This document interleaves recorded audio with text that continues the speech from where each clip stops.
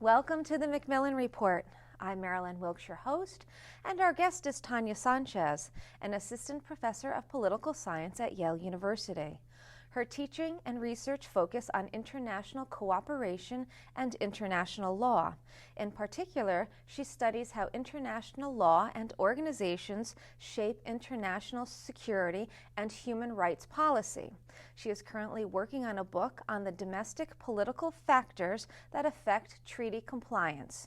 Today we talk with Professor Sanchez about her supply-side theory of treaty implementation and compliance. Welcome, Professor Sanchez. Thank you for having me. Let us talk about your theory. Give us an overview. So the piece that I'm working on right now has to look at domestic factors that affect whether countries comply with human rights agreements. Particularly, because I'm a political scientist, the politics that surround treaty ratification and treaty implementation. And by that, I mean how countries actually take a treaty and make it part of their domestic law and institutions. There's a lot of research in political science in this area, but a little bit has looked at the role that NGOs or other groups in civil society have pushed states to adopt treaties and implement them. But not a lot of work has looked at what I call the supply side, which is the government, mainly how legislatures and executives go about actually passing the laws and putting them into the books so that states can be in compliance with international agreements. Okay. What led you to this work, and how are you doing the research? So it started as part of my doctoral work. I was looking at trying to explain why some countries seem to undertake some international treaties and do fairly well in complying, but others don't. So it's sort of a puzzle that I sought out to explore, and one that a lot of other scholars have looked into. And I started to look more at the politics surrounding that.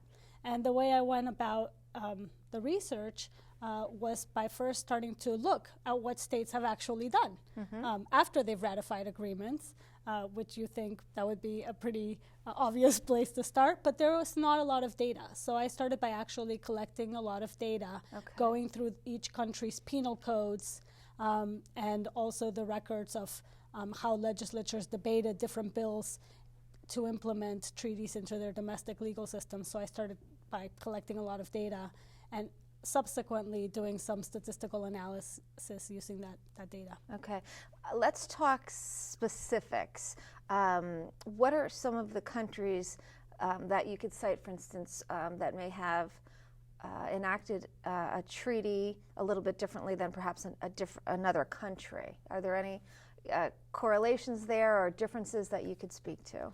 Oh, there's once you start looking, there are wide differences, and this is what's interesting about the project. So when I started looking at their penal codes, all the countries start with the same treaty, and in one of the treaties I was looking was the Convention Against Torture. Okay. And they all started, they all ratified the treaty, and so you would think that all of their laws would pretty much mirror what the treaty said, criminalize torture, put some sanctions.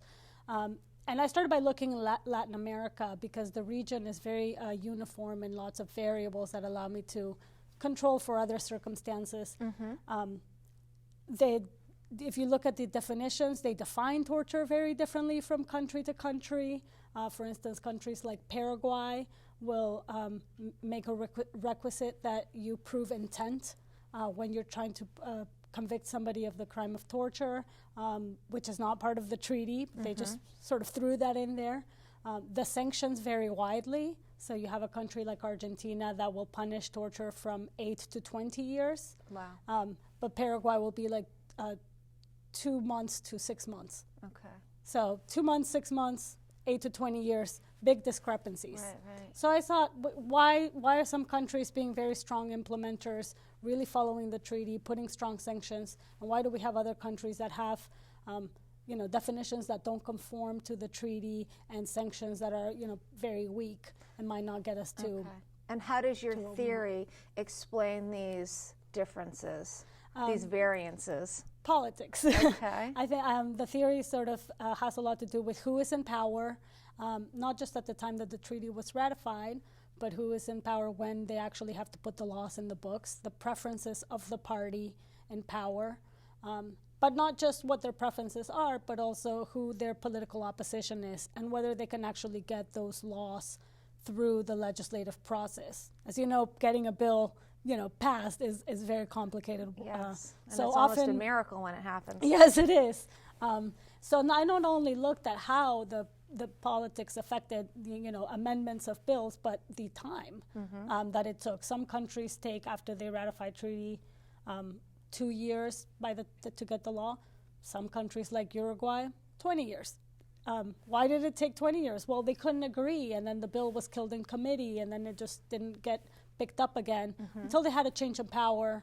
Another party came in, they retook the bill, finally passed it through. They had more support, they had a majority in the legislature, so they didn't have to deal with a lot of the hassles that it takes for a bill to get through. So I look at that process and explain how, when they disagree about what they want domestically to happen, it stalls the process, and so we have a lot of states that get stuck in that process. It's a long and complicated process. Right. So how does your supply side theory differ from current thinking? It doesn't necessarily differ. It sort of supplements a side that hadn't been studied. A lot of other theories, which I call the demand side, explain how different people within the polity demand that the states undertake these agreements and implement them. So that research has looked a lot at how NGOs, civil society, activist lawyers, etc., push the government to actually get those laws in the books. So they're looking sort of at one piece of the puzzle, and I'm looking at another piece of the puzzle. But they, complement each other because a lot of the states don't really get these bills going until there is that, demand from the people. Right. But then I go in and say, but that's not enough. The demand is not enough. You still have to have enough support within the legislature to get those bills going and actually get it in the books. And then subsequent to the law being passed, to actually fulfill the law, train your police, allocate funds, develop the policies that really get compliance with the treaties, and that takes a lot of work. Do you ever think, though, that there will be a time when treaties can be enacted on an equal level where one country does it the same as another country? It seems like politics will always have some role to play in that process. I don't think that they'll ever be identical, but I think that's a good thing because not all countries are identical, so you need to allow for some countries to sort of tailor it for their own individual situation. Their own legal systems vary widely, so what makes, a law that makes a lot of sense in one country in another country wouldn't work particularly well. But what you don't want is huge discrepancies, so you need to narrow that gap of what's acceptable variation. And I think that part of how you achieve that is by writing better treaties. Okay. The treaties leave up a lot of room for interpretation. They'll say something like, don't torture bad, don't do it. But then they leave a lot of the rest up to the states to fill in the blanks. And so if we were able to write better treaties and maybe also at the international level give implementation assistance to countries so they have a better idea of what the international community expects when they undertake these treaties, then we would see the less variation. Okay. And in terms of any conclusions that you have in terms of policy and how best to move forward with enacting treaties, what would you suggest? I think from the international community is give a lot more assistance to states, both legal, technical assistance, so to legislatures, to give them sample legislation of what we expect you to look at. A lot of the times states have to draft their own from scratch, and this is why we see a lot of variation.